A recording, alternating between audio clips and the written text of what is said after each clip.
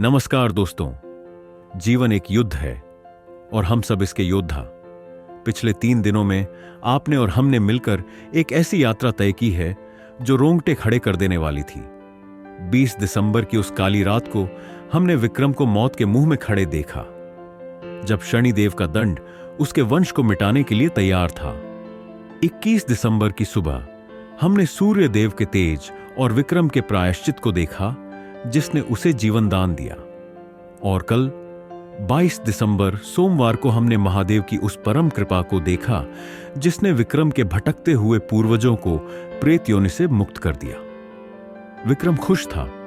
उसे लगा कि युद्ध समाप्त हो गया, श्राप टूट गया, पितर मुक्त हो गए और घर में शांति आ गई। लेकिन मित्रों, शास्त्र कहते हैं कि जब आप किसी बड़ी नकारात्मक शक्ति को, किसी बड़े अंधेरे को अपने जीवन से जबरदस्ती निकालते हैं, तो वह अंधेरा चुपचाप नहीं जाता। वह जाते जाते एक आखिरी वार करता है, एक ऐसा वार जो सबसे घातक होता है। आज 23 दिसंबर है, मंगलवार, यानी मंगल मूर्ति संकट मोचन महाबली हनुमान का दिन। और आज की यह कथा उस अंतिम रक्षा की कथा है, जिसके बिना विक्रम की सारी पूजा, सारा तप व्यर्थ हो जाता। श्राप तो मिट गया था, लेकिन उस श्राप का जो रक्षक था वह अभी भी जिंदा था और वह प्रतिशोध की आग में जल रहा था। कहानी शुरू होती है कल रात 22 दिसंबर की देर रात से। विक्रम कल शिव मंदिर से जब लौटा तो उसका मन बहुत हल्का था। ऐसा लग रहा था जैसे हवा में तैर रहा हो। उसने अपने परिवार के साथ भोजन किया।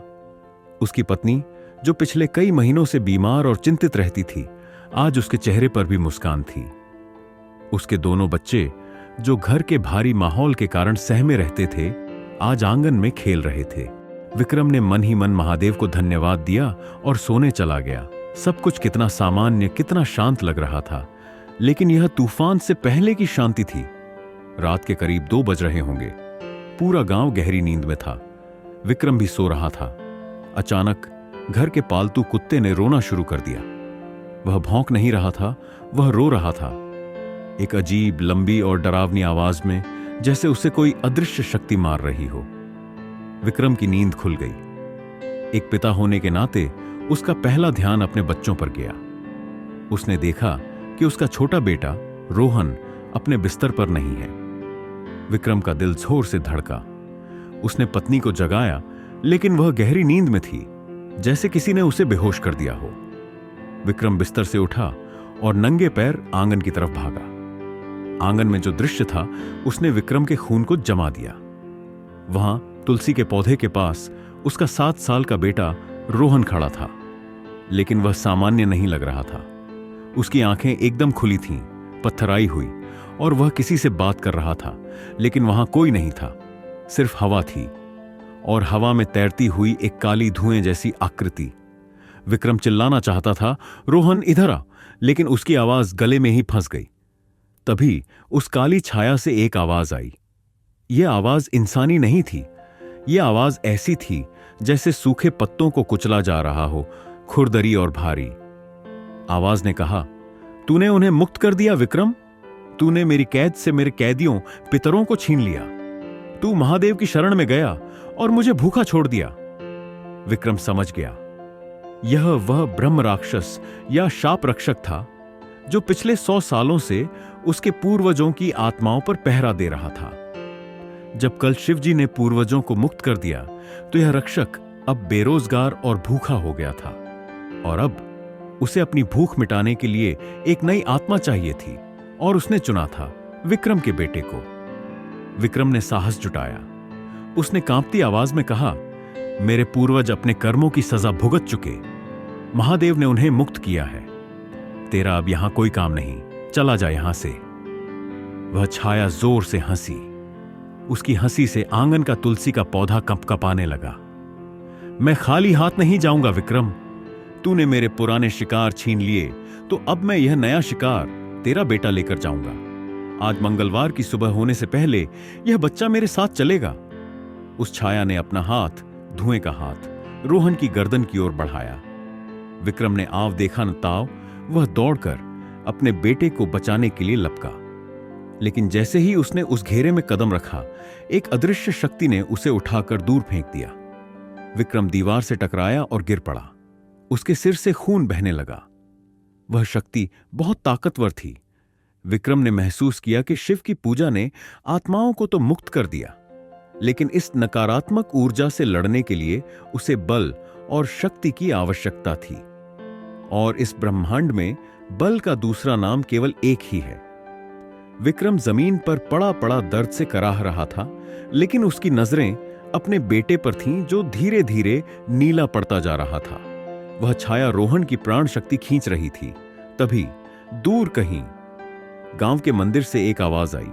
4 बज चुके थे, ब्रह्म मुहूर्त शुरू हो चुका था और मंदिर के लाउडस्पीकर पर एक फैमिलियर परिचित धुन बजने लगी। श्री गुरुचरण सरोज रज निज मनु मुकुरु सुधारे, हनुमान चालीसा।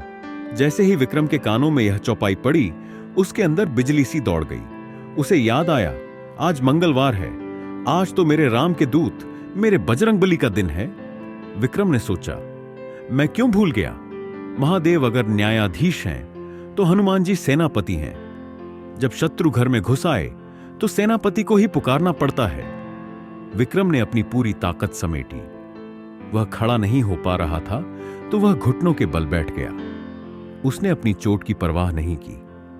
उसने अपनी आंखें बंद की और पूरी एकाग्रता से अपने प्राणों की पूरी शक्ति लगाकर चिल्लाया, जय हनुमान ज्ञान गुण सागर, जय कपीस तिहु लोक उजागर।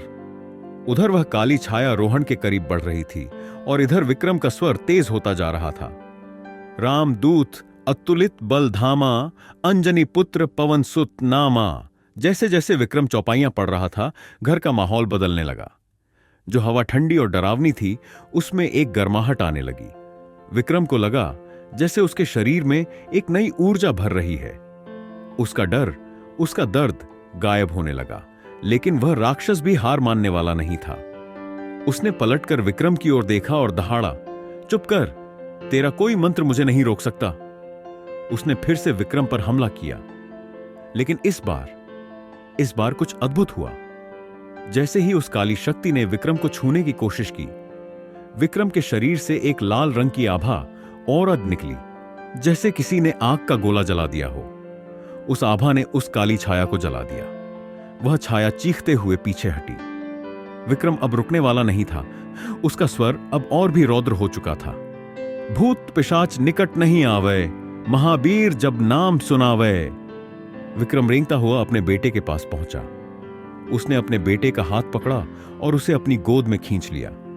उसने अपनी जेब से सिंदूर की एक छोटी डिब्बी निकाली, जो वह अक्सर अपने साथ रखता था, और कांपते हाथों से अपने बेटे के माथे पर एक बड़ा सा टीका लगा दिया।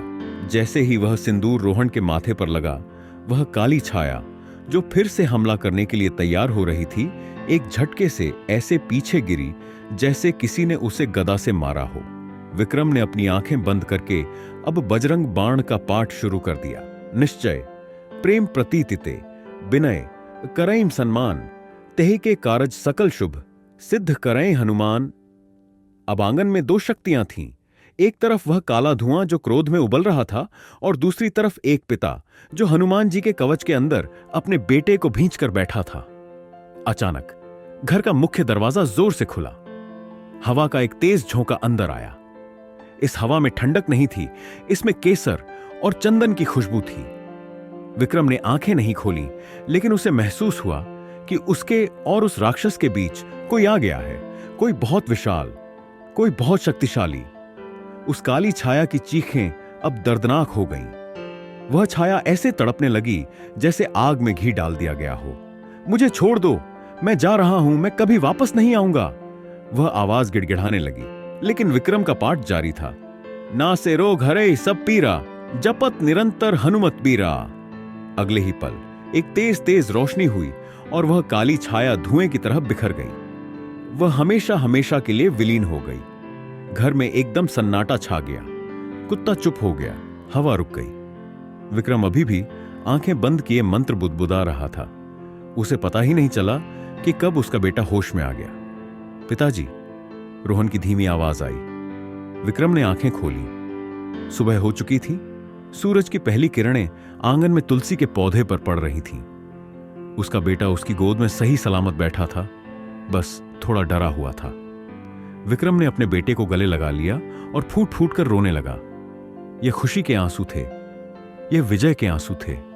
तभी विक्रम की नजर जमीन पर पड़ी। वहां जहां वह काली छाया खड़ी थी, वहां की जमीन थोड़ी काली पड़ गई थी, लेकिन उसके ठीक बगल में गीली मिट्टी पर एक बहुत बड़े पैर का निशान था। एक ऐसा पदचिह्न जो किसी साधारण मनुष्य का नहीं हो सकता था। विक्रम समझ गया, आज मंगलवार था। उसने पुकारा था और पवनपुत्र आए थे। वह निशान इस बात का सबूत था कि जब भक्त सच्चे दिल से, बिना किसी शस्त्र के, केवल विश्वास के साथ पुकारता है तो भगवान को आना ही पड़ता है। विक्रम ने उस पदचिह्न की धूल उठाई और अपने बेटे के माथे पर लगा ली। उसने आसमान की ओर देखा, जहां सूर्य देव हनुमान जी के गुरु चमक रहे थे। निष्कर्ष और संदेश होस्ट द्वारा। दोस्तों, विक्रम की यह 4 दिनों की यात्रा शनि के दंड से लेकर हनुमान की रक्षा तक हमें जीवन का सबसे बड़ा सत्य सिखाती है।